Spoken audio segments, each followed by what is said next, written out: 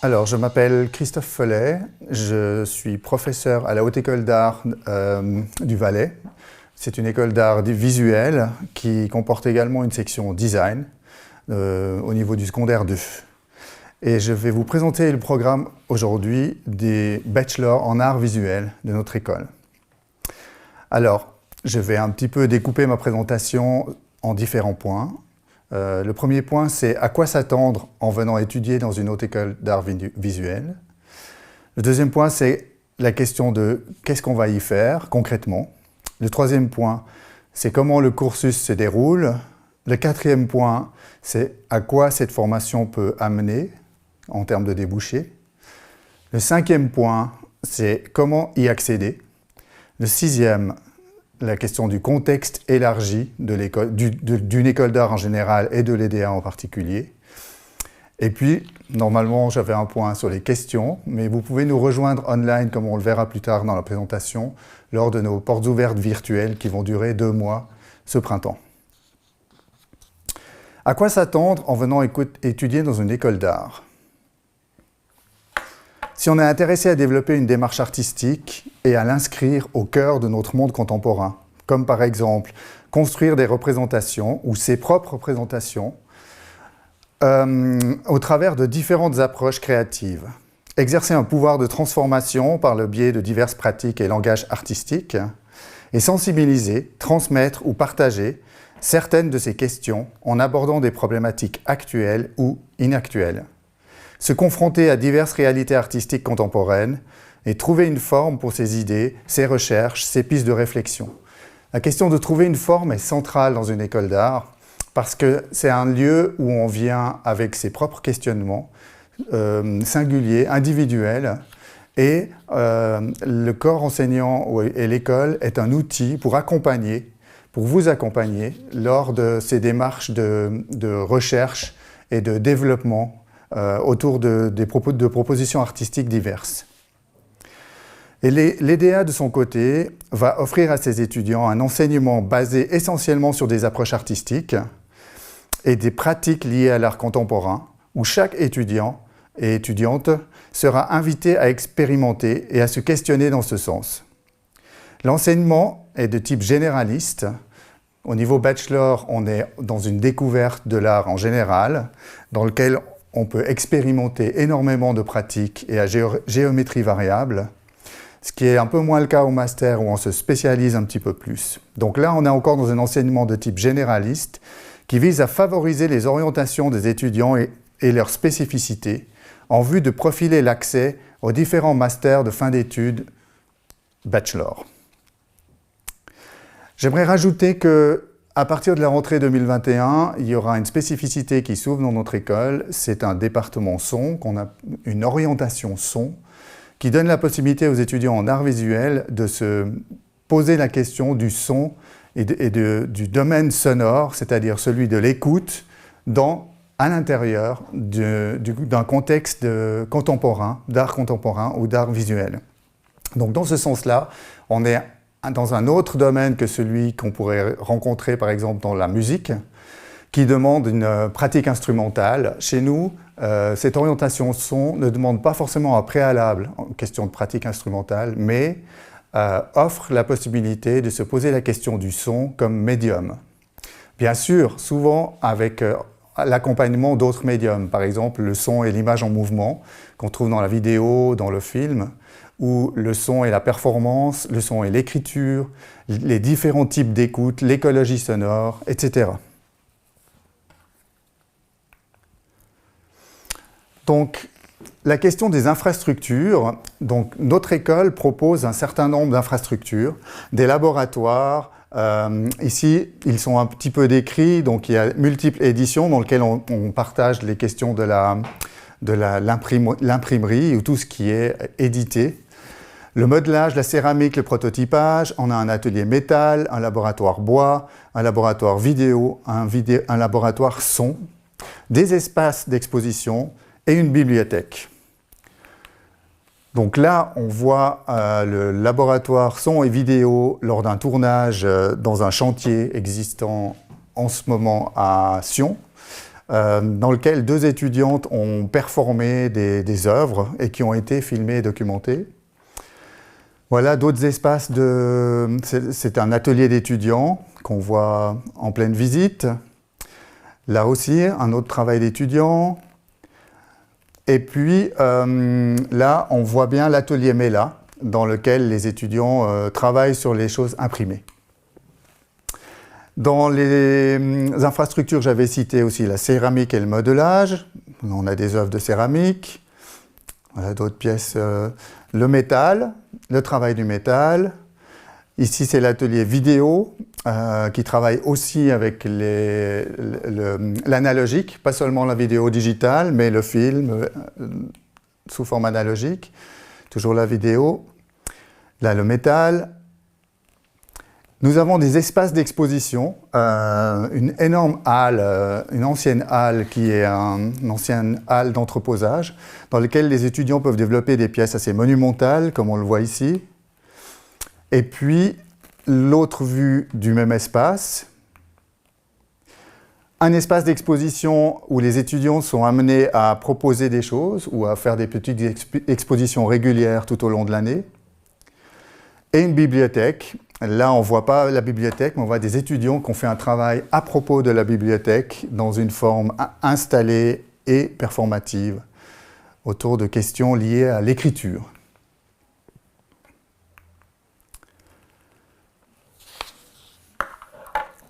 Alors, dans ces différents ateliers, chacun est encouragé à développer une pratique artistique en resserrant des liens avec les questions qu'il ou elle se pose, afin de construire une autonomie et de le faire, dans le faire et la réflexion en tant qu'artiste.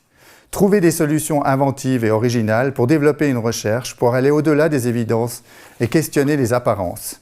Aborder les différentes techniques qu'on vient de voir, à mettre au service des pratiques et des intentions en fonction de ces projets, renforcer les connaissances fondamentales qui concernent le domaine de l'art et développer un sens analytique et critique, et développer des connaissances professionnelles permettant, à la sortie des études, de faire valoir ses compétences et connaissances dans le contexte élargi de l'art et des milieux de la culture. Là, on voit d'autres approches de la pédagogie sous forme de séminaire. Là, c'est à l'Institut suisse de Rome, où les étudiants sont en séminaire avec des professeurs invités et des responsables de programme. Voilà des workshops. Donc, les workshops se passent avec des professeurs invités qui permettent d'aborder certaines questions à partir de la pratique des artistes invités eux-mêmes. Là, on voit d'ailleurs les étudiants en plein workshop sur le dessin, sur des surfaces étendues, voire dans l'espace public.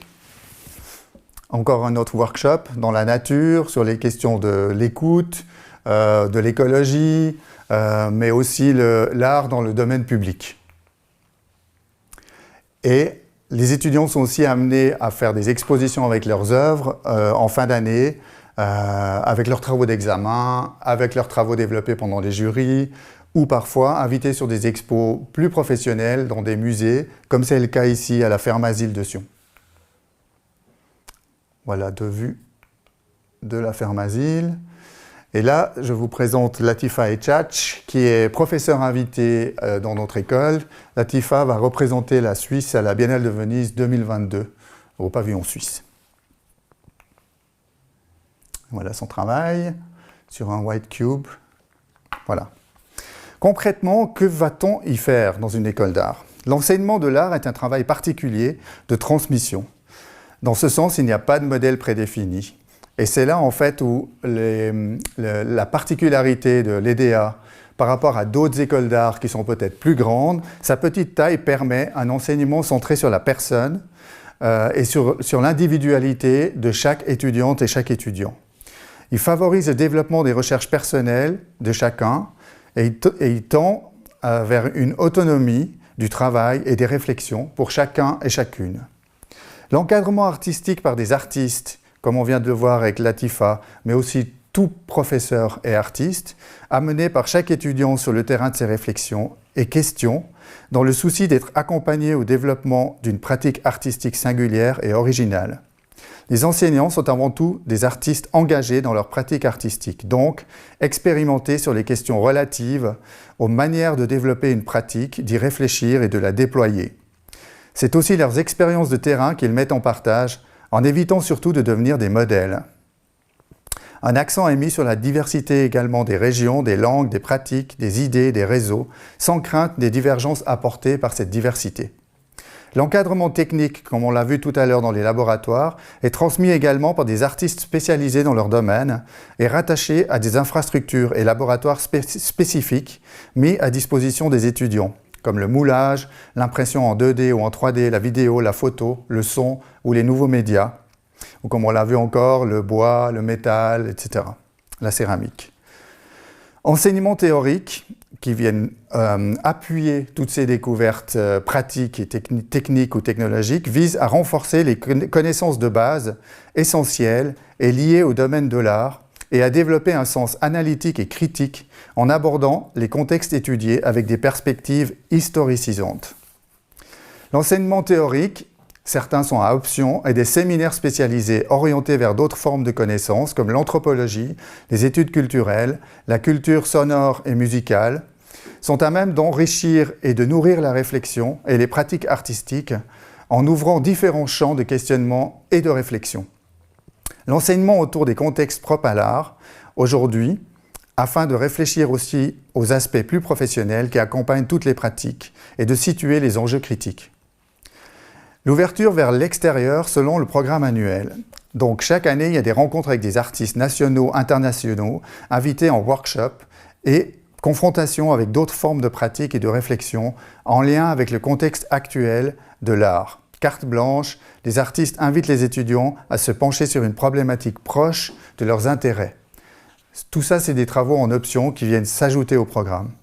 Des conférences également données par des théoriciennes, théoriciens ou des artistes invités, des mentorats ou des masterclass avec des artistes invités, comme avec Latifa Etchach qu'on vient de voir, des visites d'exposition et des voyages d'études quand la situation épidémiologique le permet. Des projets pédagogiques à l'extérieur, sur le terrain, en lien avec des partenariats culturels, des expositions, des expériences comme le Lausanne Festival du film, le Lausanne Underground Film Festival, le LOUF, et les urbaines, des projets comme Sonorama, le festival ACT qui a lieu à l'Arsenic à Lausanne, etc.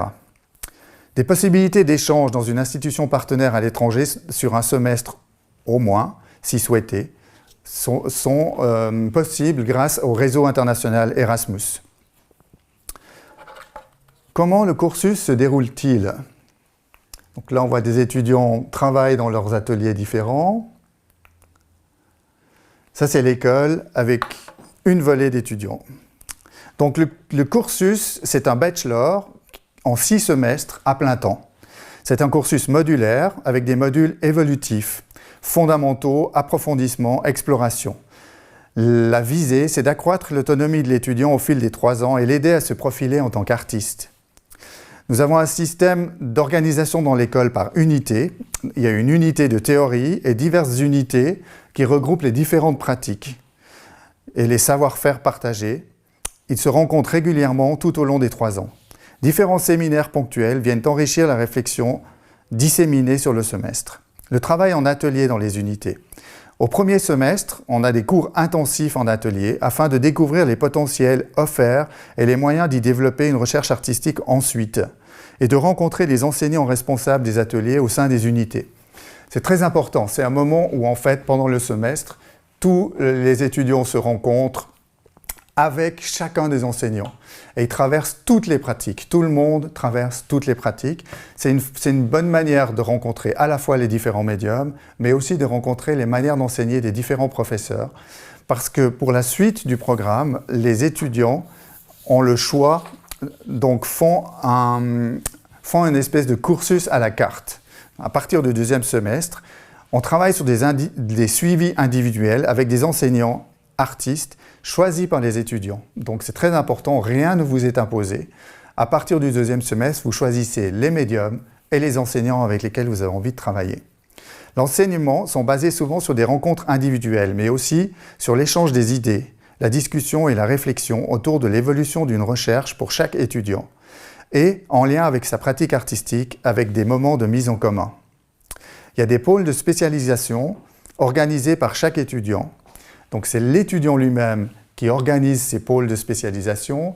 Par exemple, si vous rentrez dans l'école comme photographe et pendant le premier semestre, vous découvrez la vidéo, la performance et le son, vous pouvez tout à fait allier photographie, performance, son et d'autres médiums, comme par exemple la vidéo, et en faire un pôle de spécialisation pour ce qui vous intéresse, alors que d'autres camarades choisissent d'autres pôles de spécialisation. Donc il y a des moments où vous êtes ensemble pour les cours théoriques et des moments où vous êtes un peu plus spécialisés sur les choix que vous avez faits.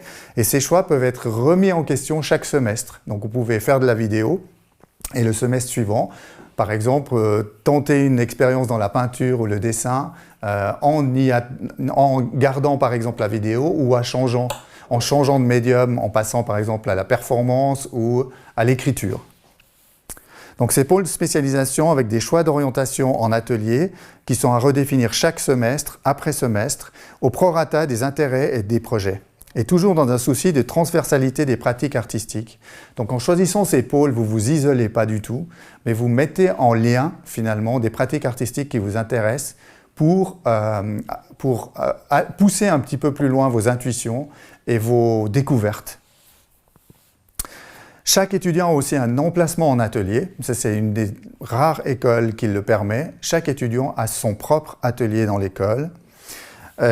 En plus de la halle industrielle qu'on a vue tout à l'heure et des possibilités d'exposition interne et externe qui permettent des travaux de longue durée ou en grand format ou mise à l'épreuve des expériences menées. Chaque fin de semestre est ponctuée par des jurys à partir du deuxième semestre pour confronter son travail à des regards extérieurs élargis d'artistes et théoriciens invités, mettre son travail à l'épreuve d'une réception extérieure nouvelle. Donc en tant qu'artiste, on est toujours dans une adresse publique, on propose toujours un travail qui doit être montré ou qui doit être performé en public. Et dans tous les cas, le jury externe, c'est des spécialistes, historiens d'art, commissaires d'exposition, directeurs de musée, d'autres artistes viennent et discutent avec vous de vos travaux. Et un diplôme de mémoire théorique et un travail artistique final débouchent sur une exposition publique en fin de troisième année. Où est-ce que cette formation amène en termes de débouchés ? Alors, je vais un petit peu lister quelques petites choses auxquelles j'ai pensé, mais il y en aura d'autres. Et malheureusement, comme on n'a pas de possibilité de faire de questions-réponses, encore une fois, je vous encourage à venir nous rencontrer ou à ne pas hésiter à participer aux séances online, voire à appeler directement l'école si vous avez des questions plus précises. Mais on peut déjà citer, bien évidemment, devenir artiste indépendant, faire des concours dans des résidences, des collaborations, des expos et différents projets collaboratifs. Des études dans un master spécialisé. Une fois que vous avez un bachelor généraliste en art ou en orientation son, on peut vous diriger vers un master spécialisé dans le domaine qui vous intéresse. L'enseignement. On peut rajouter à son bachelor une formation pédagogique et ça ouvre les portes de l'enseignement ou de la transmission. L'utilisation professionnelle des médias et des différents savoir-faire acquis comme la vidéo, le son, la photo, le moulage ou les éditions. La médiation culturelle qui est de plus en plus recherchée dans nos institutions culturelles. L'assistance sur des projets ou des collaborations. L'assistanat peut aller du cinéma au théâtre, à compagnie de danse, à divers types d'institutions. Les expositions en tant que curateur ou commissaire d'exposition, soit seul, soit en collectif, ou des collaborations diverses dans des milieux artistiques et culturels. Les débouchés sont davantage liés au curriculum particulier de chaque individu, et c'est des choses dont on parle au moment de sortir de l'école, soit avec vos enseignants, soit avec les responsables de programme. L'intérêt personnel à accroître un état d'attention et de conscience en lien avec sa pratique et sa spécialisation, et un grand potentiel créatif pour faire face à des situations professionnelles diverses. Comment est-ce qu'on y accède ? Donc là, je vous montre encore quelques petits travaux des étudiants en installation, en vidéo, une vidéo installée dans un espace d'art. Ça, c'est une œuvre qui a eu lieu sur le toit de l'école. Là, vous voyez une situation de jury typique avec les étudiants et les membres du jury. Le dessin, donc on dessine sur tout type de surface. Là, c'est sur du vitrage, par exemple.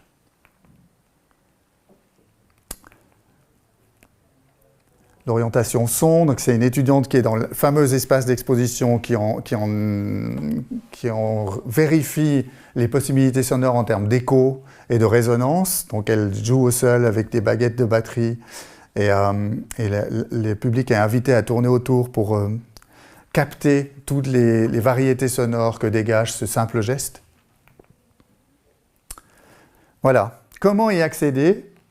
Donc là, on a un plan d'études que je passe rapidement parce qu'on a un peu plus de détails à cet endroit.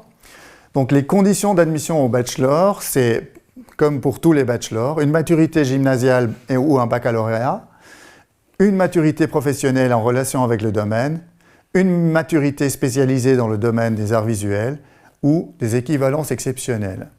C'est-à-dire qu'on peut évaluer selon la proposition d'entrée de l'étudiant si malgré un manque qu'on pourrait trouver sur les conditions d'admission, quelque chose d'exceptionnel comme un talent particulier ou un équivalent pourrait vous donner le droit d'entrée dans l'école.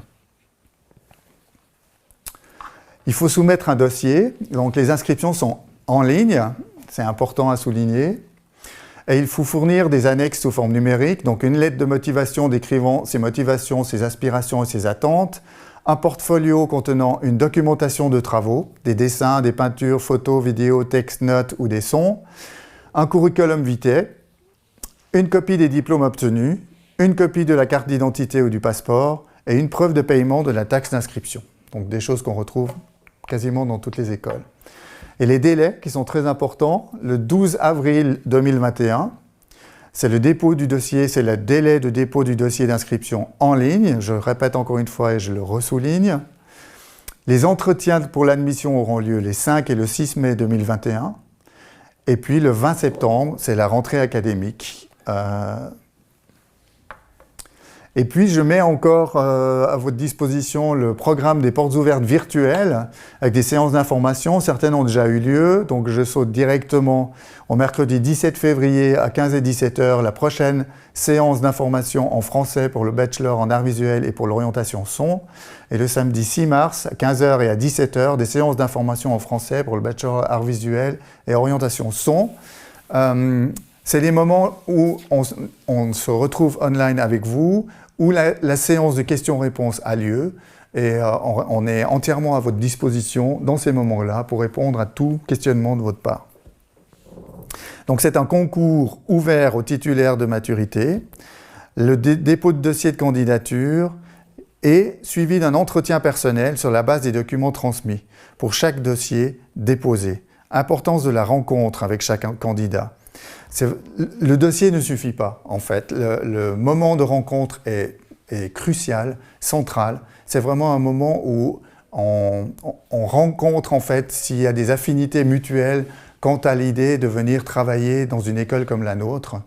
Et c'est important tant pour vous, pour voir finalement à qui vous avez affaire et voir les lieux, que pour nous, enseignants, pour voir qu'est-ce qu'on peut vous amener au mieux, ou est-ce qu'il faudrait peut-être discuter ensemble d'autres types d'options.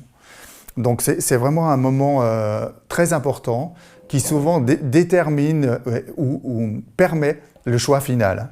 Donc je vous invite à commencer par les rencontres en ligne et ensuite ne pas hésiter à tenter de déposer un dossier et de venir à notre rencontre.